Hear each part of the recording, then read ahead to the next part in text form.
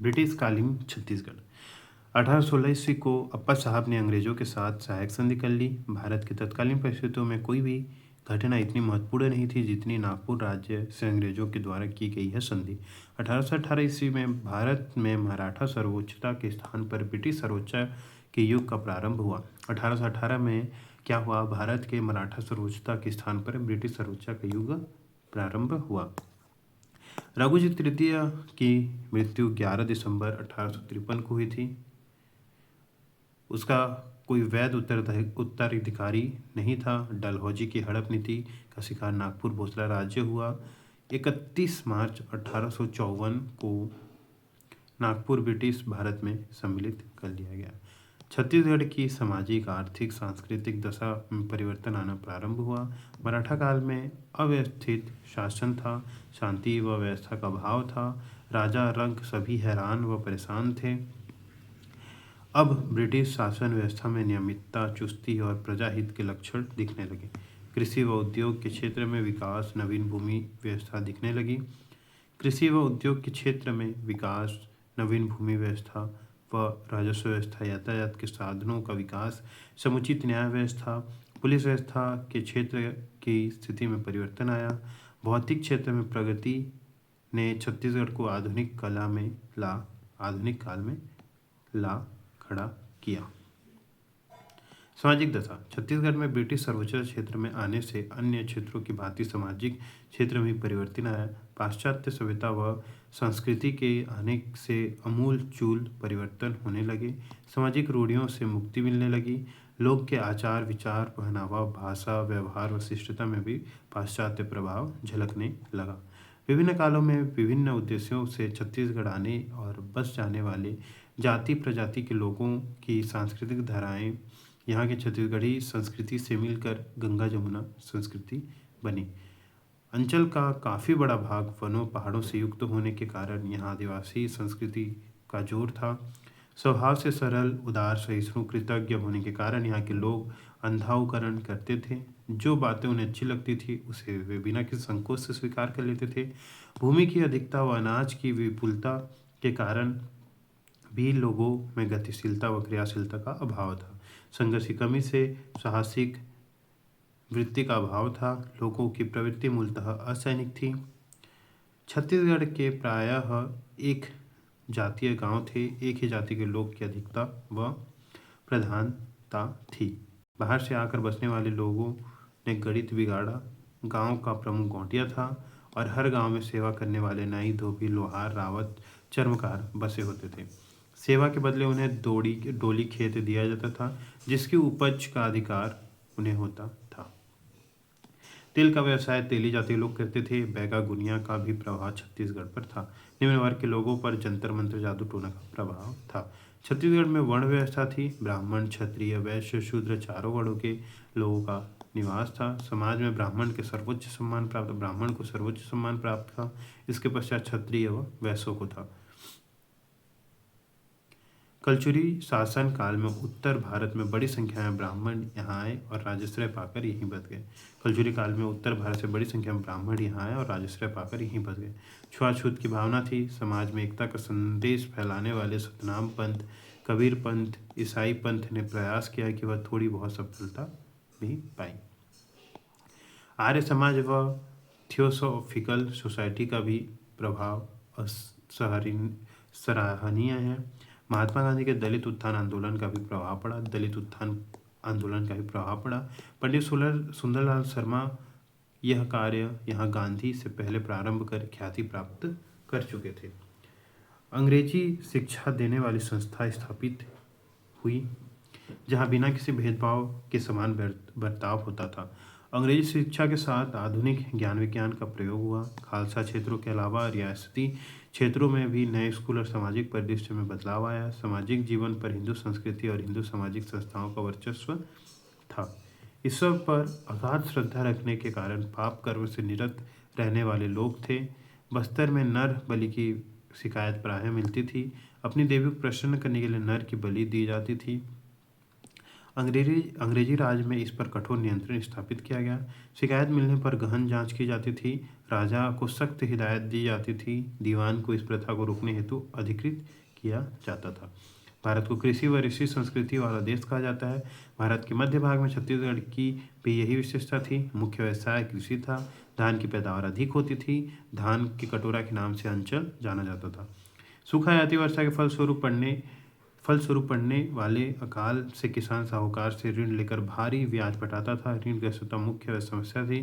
प्रेमचंद ने भारतीय किसानों के संदर्भ में लिखा है कि वे ऋण में ही जन्म लेते हैं, बढ़ते हैं और मृत्यु पर्यंत ऋणग्रस्त रहते हैं। छत्तीसगढ़ किसानों पर भी 100% सटीक बैठता है। सन 1913 में केंद्रीय सहकारी एवं भूमि विकास बैंक की स्थापना रायपुर में की गई। 1913 में केंद्रीय सहकारी एवं भूमि विकास बैंक की स्थापना रायपुर में की गई। किसानों को कुछ राहत इससे मिली। बैंकों ने छत्तीसगढ़ की सामाजिक स्थिति में बदलाव लाया। महाजन साहूकार की स्थिति कमजोर हुई। छत्तीसगढ़ की महिलाएं आभूषण प्रिय थी। अपनी आर्थिक स्थिति के कारण सोना, चांदी, गिलट, पीतल, कौड़ी, गुटिया पहने जाते थे हैं। सती प्रथा के भी कुछ उदाहरण मिलते हैं, मगर ब्रिटिश काल में छत्तीसगढ़ में प्रशासनिक चौकसी के कारण इस पर रोक लगी। यह शुभ संकेत था।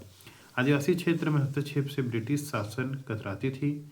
छत्तीसगढ़ के जंगलों में घुड़ जाति व उनकी उप शाखाओं का निवास रहता था। सहकारिता उनके जीवन में स्वभावतः साकार है।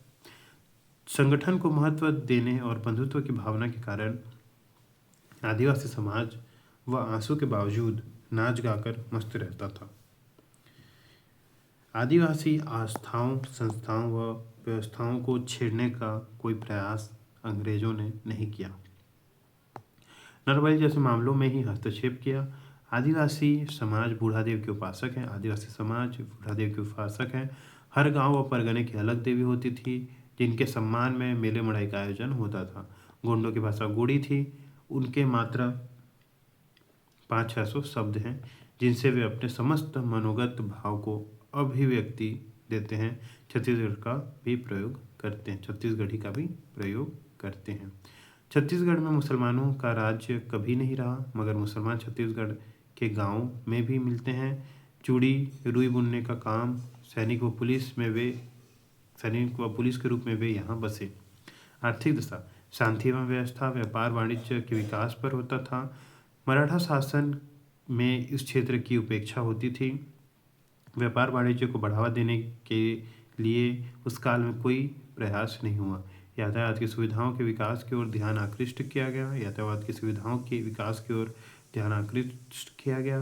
देशी रियासतों के राजाओं को इसके लिए प्रेरित किया जाता था। ऐसे क्षेत्र जो दुर्गम थे, पहुंच विहीन थे, वहां तक सड़कें बनाई जाती थी। बड़ी संख्या में लोगों का आना जाना प्रारंभ हुआ। रेल लाइन बिछाने का श्रेय अंग्रेजों को जाता है। रेलों के निर्माण ने व्यापार के क्षेत्र में क्रांति ला दी। यद्यपि कच्चे माल की निकासी के लिए अंग्रेज इंग्लैंड में तैयार किए जाते थे। और इंग्लैंड में तैयार माल के बाजार के लिए रेलों का विकास किया गया, मगर इससे अंचल को भी लाभ मिला। डाक, तार, टेलीफोन की सुविधा ने एक और क्रांति लाई। विभिन्न उद्देश्यों से छत्तीसगढ़ में आने वाले और यहीं बस जाने वाले के संपर्क में आने से छत्तीसगढ़ वासियों के रहन सहन, खान पान, आचार विचार में परिवर्तन आया।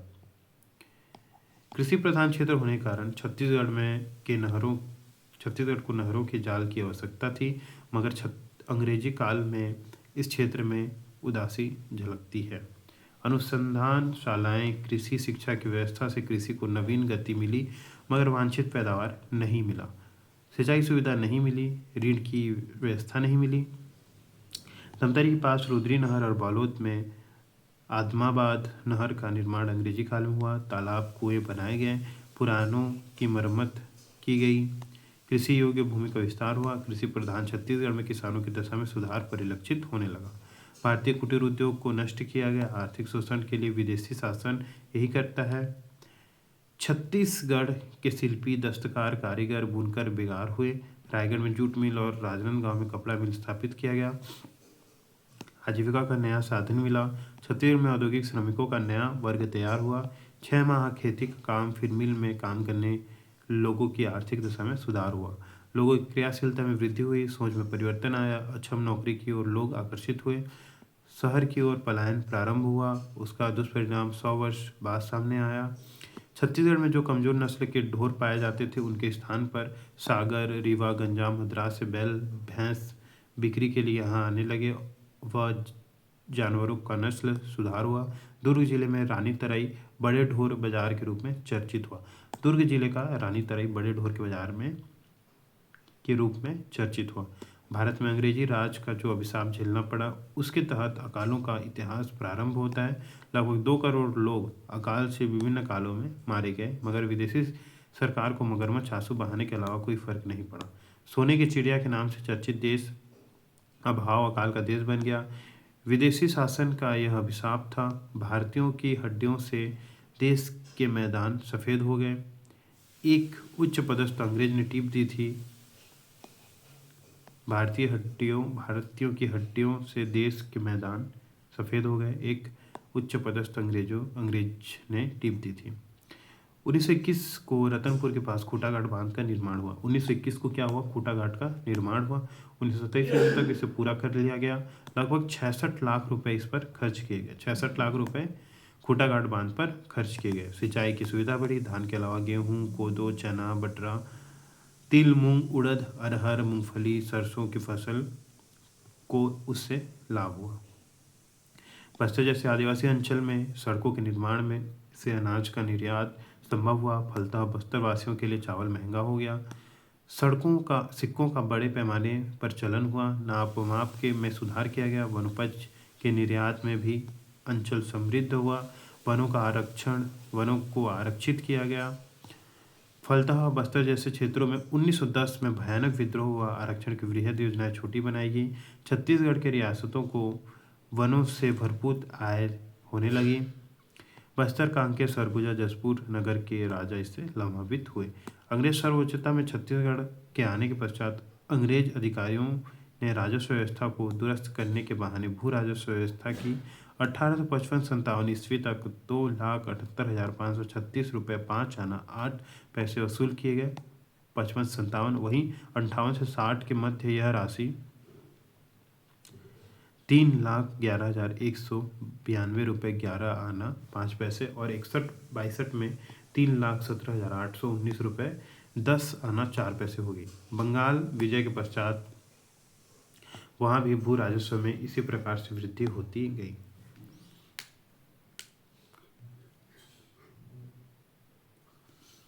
28 जून 1860 ईस्वी में भारत सरकार ने वित्त विभाग के आदेश क्रमांक 2279 के द्वारा संबलपुर को छोड़कर छत्तीसगढ़ के सभी जिलों में मालगुजारों को स्वामित्व का अधिकार दे दिया। संबलपुर को छोड़कर छत्तीसगढ़ के सभी जिलों में मालगुजारों को स्वामित्व का अधिकार दे दिया। कृषकों में काश्तकारी अधिकारों की रक्षा के लिए प्रयास किए गए। स्वामित्व अधिकार प्राप्त होने से मालगुजारों की सामाजिक प्रतिष्ठा में वृद्धि हुई। किसान और मालगुजार के संबंधों में भी परिवर्तन आया। अब काश्तकार और भूस्वामी की स्थिति में दोनों आए। ऐसे किसानों को जो विगत 12 वर्षों से अपनी भूमि पर काबिज थे, उन्हें भी स्वामित्व का अधिकार दिया गया। उन्हें काबिज काश्तकार कहा गया। गौटिया उब मालगुजार हो गए। बिलासपुर जिले के लिए चिसम और रायपुर जिले के लिए हेविट सेटलमेंट ऑफिसर नियुक्त किए गए और उनकी रिपोर्ट के आधार पर व्यवस्था की गई। भू राजस्व में काफ़ी वृद्धि की गई। रेलों के प्रारंभ होने से सरकार ने जान लिया कि भविष्य में आर्थिक स्थिति में क्रांतिकारी परिवर्तन आएगा। अतः 20 वर्षीय बंदोबस्त से किया गया। हर नए बंदोबस्त से भू लगान में वृद्धि के फलस्वरूप सरकारी खजानों में राशि अधिक प्राप्त होने लगी। अंग्रेजी भारत में हैविट के द्वारा जो बंदोबस्त छत्तीसगढ़ में किया गया, उस समय राजस्व की मांग 3,04,524 रुपये थी, जो 1910-11 में बढ़कर 14,03,283 रुपये किया गया। 3 लाख से 14 लाख तक की वृद्धि छत्तीसगढ़ किसानों की जेबें काट कर की गई थी। विदेशी शासन को किसानों को होने वाली आर्थिक परेशानियों से कोई खास वास्ता नहीं था। मालगुजार व किसान दोनों बढ़ते राजस्व की मांग से परेशान, हैरान व असंतुष्ट थे। छत्तीसगढ़ का आर्थिक शोषण उनकी गरीबी का कारण बना। सड़क किसी देश की नाड़ियाँ व तथा नसें होती है जिनमें उन देशों का विकास प्रवाहित होता है। भारत जैसे देश में कृषि कार्य के लिए सड़कों का अत्यधिक महत्व है, छत्तीसगढ़ में भी इनकी उपयोगिता थी, मगर दुर्भाग्यवश सड़कों का विकास ना तो कलचुरी काल में हुआ और न मराठा काल में। अंग्रेजी सर्वोच्च के आने के पश्चात 1854 ईस्वी में यातायात के क्षेत्र में क्रांति हुई। 1885 ईस्वी में नागपुर के से रायपुर के मध्य ब्रॉड गेज की पट्टी पर रेलें चलने लगी। 1889 ईस्वी में बिलासपुर भी इससे जुड़ गया। एक सक्रिय लाइन रायपुर से धमतरी 86 मील तक बिछाई गई व रेल चलाना प्रारंभ हुआ। बस्तर में 1894 ईस्वी पहले तक सड़कें नहीं थी, पगडंडी थे। 1896 में सड़कें बनने प्रारंभ हुई। रायपुर से जगदलपुर को सड़क मार्ग से जोड़ा गया। बिलासपुर में कोसे के कपड़े बनाए जाते थे। 12 आना से 2 रुपये गज दर था। इंग्लैंड में भी बिलासपुर का कोसा कपड़ा जाता था। रायपुर जिले में सूती कपड़ा बुना जाता था। नया पारा राजिम कांसे में बर्तन के लिए प्रसिद्ध था। धान कूटने की मिलें 37 मिलें 1935 ईस्वी तक स्थापित हो गई। 497 मजदूर इनमें काम करते थे। 1949 ईस्वी तक मिलों की संख्या बढ़कर 45 हो गई। आटा मिल, तेल मिल भी स्थापित किए गए। दाल मिल व आरा मिल भी इसमें शामिल थे। छत्तीसगढ़ में मार्गों का विकास, विस्तार, रेल तथा सड़क यहाँ अनाज की कीमत बढ़ाने वाला सिद्ध हुआ। 1861 में 1 रुपये में 60 सेर चावल और 60 सेर गेहूँ खरीदा जा सकता था। 1886 में 1 रुपये में मात्र 27 सेर चावल और 49.25 सेर गेहूँ आता था। इस प्रकार ब्रिटिश कालीन छत्तीसगढ़ में आर्थिक परिदृश्य में आमूल-चूल परिवर्तन दृष्टिगोचर होता है। सड़कों व रेलों के विस्तार से यह बदलाव आया। खालसा क्षेत्रों के साथ साथ रियासती क्षेत्रों में बदलाव आया, मगर यह स्थापित तथ्य है कि रियासत में विकास की गति धीमी रही। राजागण और उनके प्रति प्रजागण राजभक्ति कम हो गए। छत्तीसगढ़ में ब्रिटिशकालीन छत्तीसगढ़ 1816 में अप्पा साहब ने अंग्रेजों के साथ संधि कर ली। भारत की तत्कालीन परिस्थितियों में कोई भी घटना इतनी महत्वपूर्ण नहीं थी जितनी नागपुर राज्य में अंग्रेजों द्वारा की गई यह संधि थी। 1818 में भारत में मराठा सर्वोच्चता के स्थान ब्रिटिश सर्वोच्चता के युग का प्रारंभ हुआ। रघुजी तृतीय की मृत्यु 11 दिसंबर 1853 को हो गई।